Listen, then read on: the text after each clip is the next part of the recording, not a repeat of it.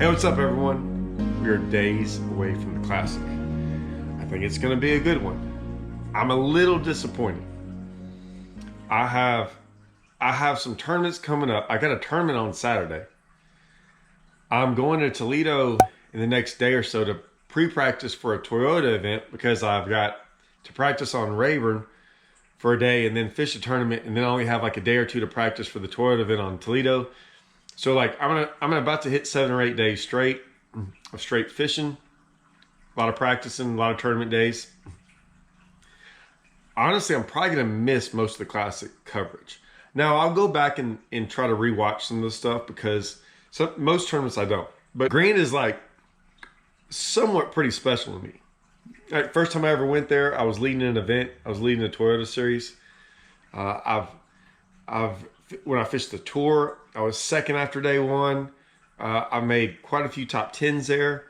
Like, I like that place. Like it's one of my favorite places to go to. My buddy Hallman lives down there. I got some other friends that live down there. Stephen Metter. I mean, it's one of my few places I really like. There in Table Rock, like where Watson. Oh, Lake of the Ozarks too. Like those 3 lakes, I really enjoy going to. Just because the people there, and I like the community around there. It's a great place. So Grant, I'm gonna miss not being and watching Grant, but I'm making this video because we just got done with our what is it, Bass Open Fantasy Pick'em for the Elite, whatever it's called. Sorry, Andrew, I don't know. Bass Open Fantasy Open Pick'ems something. And Ish had to go. He was getting on a flight, so he had to go real quick. 9 times out of 10, we stay on afterwards and just like discuss some things if we don't have too much stuff going on. So me, Panger, Andrew, we all sat around and talked for a second, and then Panger had to go, and then me and Andrew talked for like an hour about all kinds of other stuff. I haven't been to Grand in 2 years. Which is probably the longest I haven't been since I started going back in like 2015 or something, or 16, whenever it was. And I usually at least always go for the Toyota and some other things. But this year and the last year, the Toyotas keep being like right on top of like something major. And I just haven't been able to go. It's really been making me mad. Because like, especially this year it's lining up to be the perfect time to go. And I just don't see any way out of it. But I really want to be down there. So I fished there in the fall. I fished Bassmaster Opens there. I fished a bunch in the springtime. I've never been in the summer. And I've never been in the wintertime. But I have been in March. And let's see.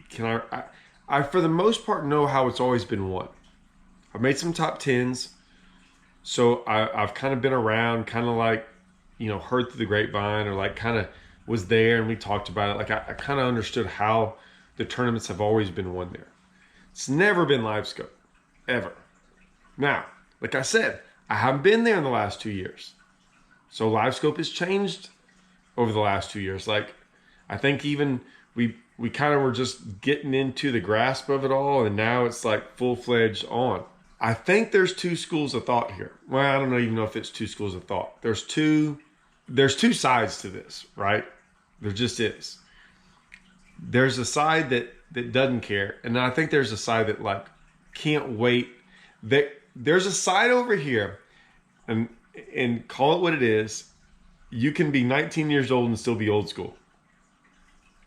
You could be 80 years old and like LiveScope and aren't bothered by it. Doesn't really matter. But I would say it's pretty much an old school versus new school, not mentality. Like even these old schoolers, they're not even like, you got to realize everyone wants to like pick a side and you have to be on that side. That's not true. If you've ever watched any of my videos, I'm all over the place. Like I use it. I still have some problems with it. I still think, I've always said like, man, my younger self is scared to death of it. Like if I was younger, because I'm like, man, I don't think I'd be fishing right now because I wouldn't have had the money when I was younger to do all of it. And so if I'd have grown up, you take me at 19 right now, I don't. There's no way I would be end up where I am now, because we were just trying to. We had like the oldest boat with no like nothing fancy on it. It was just like we didn't care about it. We were just like, let's go out there and beat people fishing. And we were able to do that. And I was able to like start off small and every year just get a little bit bigger and a little bit bigger and have a little bit more money and like make a little bit more and grow at a slow, steady rate. Now, if you're 19, you better have it all right now to compete. I mean, so you better grow up with it all right there in your hands. It's going to be very hard for you to like go up the ranks right now. It is what it is. So like, I feel bad for a lot of these younger guys that man, I don't know. I want to see if it can happen. I just don't know if it can. I don't know if a guy can grow up without it and still like figure out how to make it in this sport. I still have a different outlook on it. I'll never forget that outlook and what that looks in today's fishing. I also kind of like it. It's fun at times. I'm learning a lot. I got stagnant a couple years ago in fishing. Like it was just the same old grind of me every day going out there and just not learning anything really. And it was a lot of it began not fun. I didn't want to go. LiveScope kind of changed that for me because I kind of wanted to I started learning some things that I'd always wondered for 20 something years. And now I was getting able to see it. Right now, there's a part of me too that like, I don't like getting beat by it in tournaments. I don't like seeing guys that have never really done good in tournaments all of a sudden catch them. Right. Of course, I don't really like anyone catching them and beating me in tournaments. Like I want to win just like we all do. It brings me back to this classic. There's a group of fishermen, there has to be, I know there is, that is just wanting this classic to be won, old school fishing. We talked about it on the show. I mean, we talked about Jason Christie. There's some guys, and I don't know if Jason Christie knows this. And I know Jason, but I mean, I'm not going to bother him before this event, but there are guys probably sitting there pulling for Jason, hoping and praying that he goes out there with a spinnerbait and a crankbait or a jig or whatever and catches him old school and wins this thing. And I mean, guys are going to be out there like pointing and going, see you live scopers, see old school Wade can still do it and all that. And there's going to be guys just hoping for that. There's going to be that just to rub it in those guys' faces. Then there's going to be other guys watching, going, hey, this is what fishing should look like. And it was great to watch it unfold and like watch it on TV and see it and go, that like, this is fun again, instead of sitting there someone looking at their screen all day. There's going to be that group. There's another group that could care less about that. They just want to go out there and watch. I mean, they don't care if they're live scoping or not, but they're like, hey, yeah, they're live scoping. I want to learn live scope and I want to see what these guys do. I'll say this. This was our conversation, is that I think there's a couple things that could go on. Maybe none of this goes on. But somehow Jason Christie is right in the middle of all this, poor guy, and didn't ask for any of this. But I mean, I think he's going to be the barometer of all this. So here's one thing. It's always been won, or you can make a good, strong showing by going and throwing a spinnerbait like he's done before when he almost won, or cranking or whatever, and fishing a certain way to win. Now, I would say a lot of guys in fishing, they fish the way they like to, and they fish what they're comfortable in, and they fish what sometimes you don't know the winning pattern, so you just try to do your best. Jason lives and has had a lot of success on Grant, maybe more success than anyone in the country. So he knows what it takes to win. He knows how the lake sets up. I mean, I would say any of us, and I say us, like guys, like I know what it takes to win on Rayburn. Doesn't mean I can find that pattern. I know sometimes, okay, I could go look for 5 days because I know this is the way to win, but I can't find it. So I have to like go do something else, right? I'm not just going to go fish that way in zero. I'm going to go do something else. But I know what it takes to win. I also know maybe too that like, okay, this was how it used to be done. And now I see the future, or what could be the future. I don't know because I'm not there, and go, hey, this is what I've always done, but now this is going on. I can't win this way. Okay? So we all talked about it. If day one shows up and Jason Christie starts somewhere in a drain, throwing a minnow or throwing something on LiveScope, that could change everything. Because it shows basically that a guy that knows how to win a certain way chose to do this because he either thinks it's better or the other way is not working. But either way, he's choosing this over that. And if it's the way to win, by all means, Jason should go do that. However, it kind of is setting a precedent going, hey man, if the best fisherman on the lake and the biggest favorite to win it, and he's made a living doing it this way for 20 something years, and now on his home lake where it's the best advantage for him ever to fish that way, and he chooses to fish that way, what's that going to say? Now, on the flip side, what if this happens? Because that's what Panger brought up. I hope I can talk for Panger. I hope that, I don't think it's a big deal that we were talking about this. On the flip side, I was like, okay, well, what happens if like Jason goes out there and fishes his way? Two things could happen. He either catches 13, 14 pounds while all these other guys are catching 20. Right? That's not that big of a deal because maybe Jason had a bad day. What if he goes out there and catches 20, 21, 22? Which would normally be top 5, probably top 3. But let's just say at least top 5. At least. If not leading it, you never know because March can be hard sometimes. But just say that's what he has, 21, 22 pounds. Like normally he'd be like, I'm right there. And he's not in the top 10. And all the guys in the top 10 are like live scoping and doing something different. So even on one of his better days that would like 99% of the time make him in the top 5, now he's not in the top 5 because of all this. Now, some of you are like, I don't even understand why you're making this video. What does it matter? It matters. It does matter. It does. I don't care who you are. It matters because fishing has been going on, has made these small little steps for like 40, 50 years. There's power poles came out. They were awesome. Side imaging, all these things came.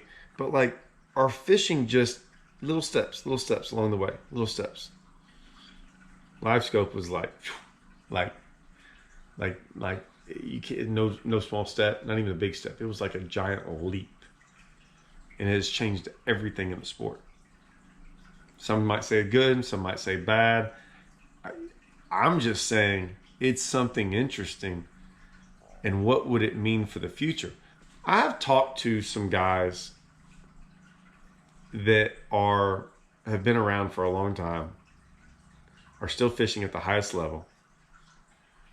And when you talk to a couple of these guys' points of view, we all have the same, well, shoot, even some of these other guys, even like me and Andrew, we're not like worried at the moment. But I think we see far into the future. And I don't know what's coming, but I am certain of one thing, that we start getting into some like dangerous games we're flirting with at the moment. That technology will outgrow us in fishing. That's a thing. And I've always said from the minute LiveScope came out, I was never worried about LiveScope the way it is now. I was never worried about that. I was worried about what it would turn into. And that's still like, will technology outgrow us to where fishing isn't fishing anymore? It's not. And now a lot of people already think it's that way. And I understand why they think that way. And I'm not saying they're wrong either. Okay? Like I said, I don't mind floating the middle. Y'all can say I'm like floating down the middle. I understand what they're saying completely. Like completely. All this stuff about instincts and there's no feel of it and all this stuff. They're 100%, I don't care what anyone says, they're 100% right. LiveScope's pretty fun and pretty cool and interesting, and I'm learning a lot from it. And I just told y'all, I kind of got stagnant for a while. And LiveScope kind of like made me want to go relearn some things because I got to see things I've never seen before in 30 years of fishing, or 40, you know? So I get that part of it too. I always said from day one that I was like, man, will it ever get out of hand? I think, 9 screens on your boat and having like 7 transducers, I think that's getting out of hand. I think that's over the top. I don't think that's a great look for fishing. I don't really want to be like, hey, that's what we look like now, and that's what fishing is. I sure don't want to be looking at it to where I can basically see everything and know what everything is, and I'm just like, sitting on like, oh, there's one over there. Let me just cast over there, and it just bites because I can basically see everything live, 365 for 5. It's really who has better technology will win a tournament, not who's a better fisherman. I think we're getting closer to who has better technology than who's the better fisherman. I said it. I'm not saying you're not a good fisherman if you can't use that. That's not what I'm saying. I'm just saying it's hard to beat technology right now. When I grew up, I just had to beat other fishermen. Dude, I could go, anybody knows this, man. I could go to the 8-cent worm bar. People don't even know what that is, right? Any of y'all the right age knows. I can go to an 8-cent worm bar and pick up worms out of a worm bar, man, for like, $7 and get all the worms I could ever imagine. Just a straight curly tail worm. I could go get a simple hook, weight, whatever. And if I could flip it underneath boat docks better than you, or I could, if I just knew a lake and I grew up on Livingston, I could win a tournament that way. Man, you can't win a tournament that way anymore. I mean, you can, but it is almost impossible. So back then it was just I could beat the other guy or girl, but I could beat the other fisherman. I've used LiveScope. Like it takes a lot of talent to use that thing. I'm just all that stuff about they just get in the boat. It's not true. I mean, all these guys at the BBT on Redcrest had it, and Dustin Connell won it. Now, he might have won it because he knows the lake better. Either way, that's still... So, obviously, even though he knew the lake better, and he's good with forward-facing sonar, it helped him win it easy. But, so obviously, knowledge of the lake and knowing about the lake, it helped him. I still call that talent, because he still knew the lake better. So obviously, just because someone had LiveScope didn't mean they could go out there and beat Dustin with it, or even come close to beating with it. Because they could see fish, but he knew the lake better. Now, whether that's because he lived on it and fished all the time or whatever, it doesn't really matter. That came into the equation. So just because you have it doesn't mean you're going to go catch fish.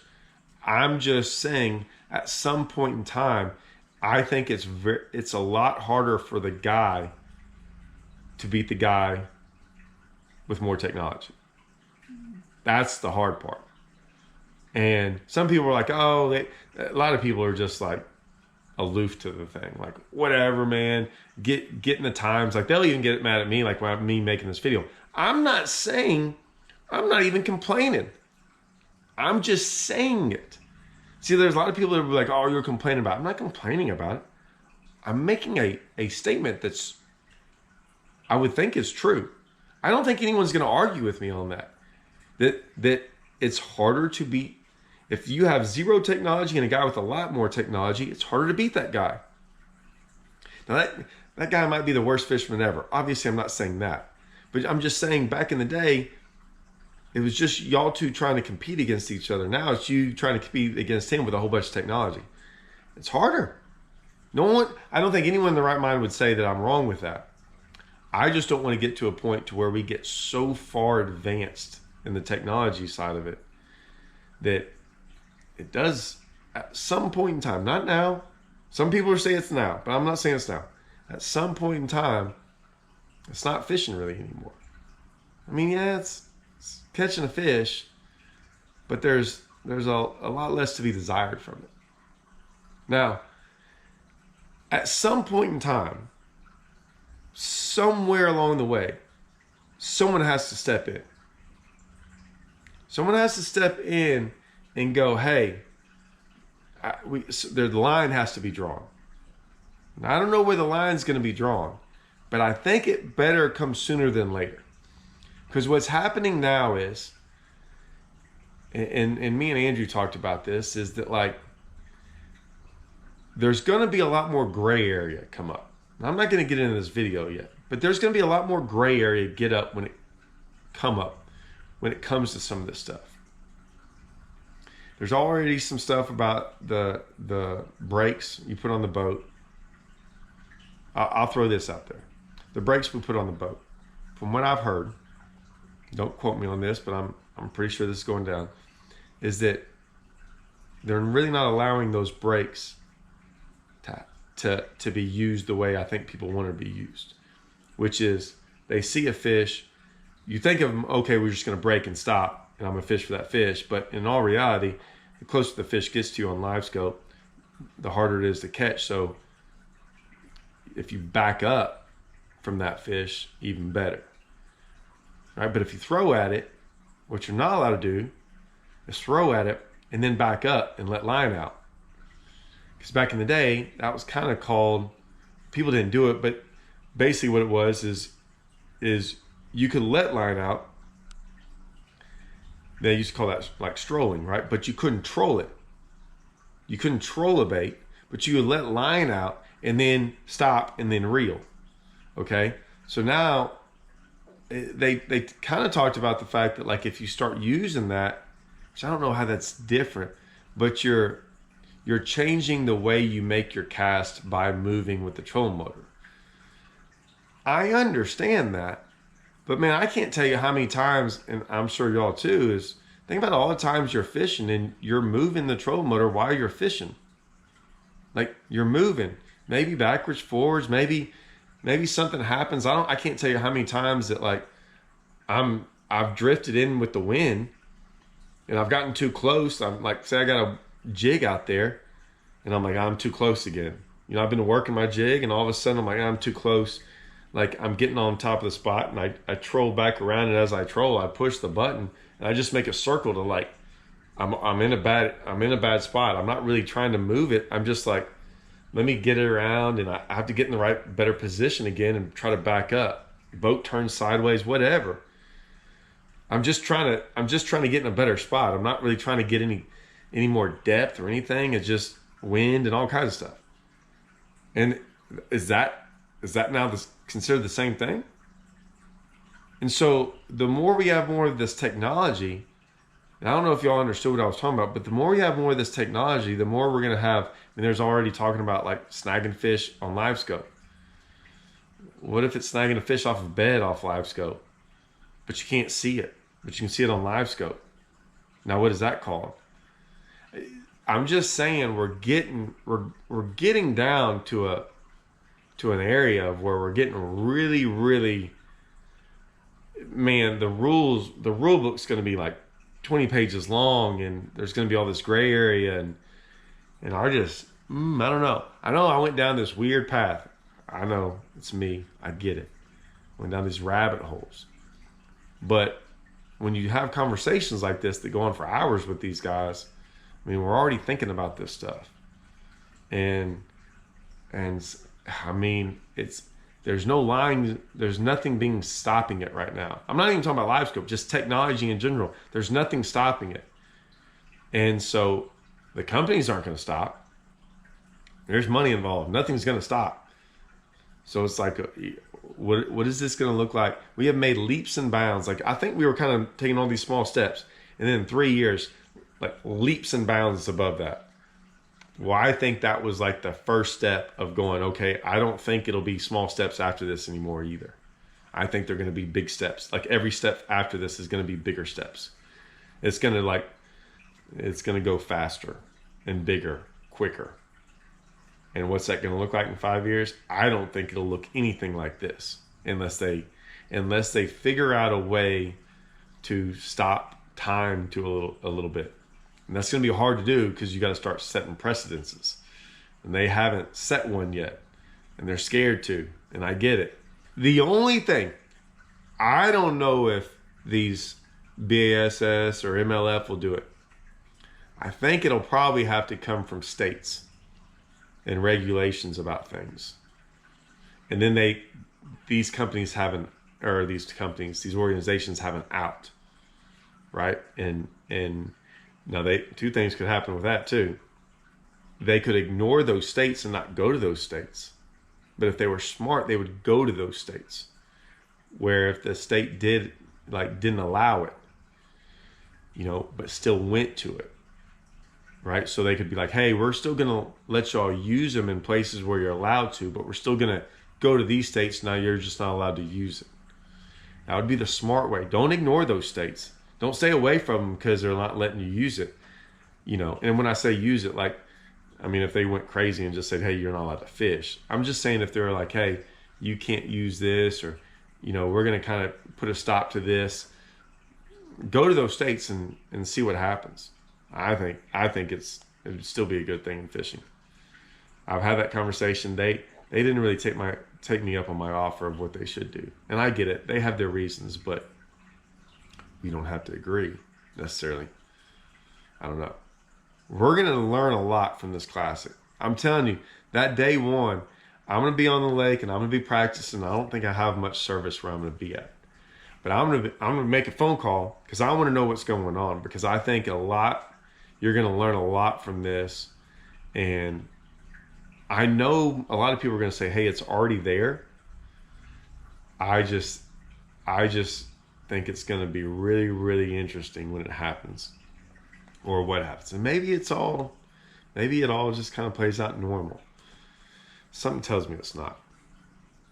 Something tells me there's going to be some fireworks, and it's going to be like, oh, this is really it. There's no looking back. There's no turning back. I'm just scared about I'm worried that we've crossed a line that we can never go back to. That's what I'm worried about. I'm not saying we have to go back to the past. That's not what I'm saying. I'm just saying, and a lot of people I'm telling you, I'm looking really far into the future. I'm just saying, when you cross that line and you can't go back, I hope that's not a bad thing. Maybe it's a good thing. I'm just saying, I hope it's not a bad thing.